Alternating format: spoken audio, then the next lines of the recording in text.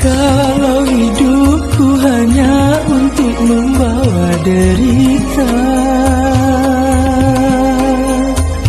mengapa dulu aku dilahirkan ke dunia?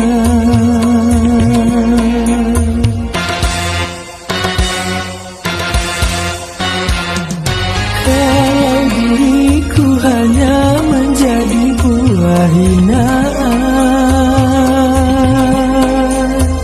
mengapa dulu ayah dan ibuku membesarkan? Kemana lagi ku berjalan?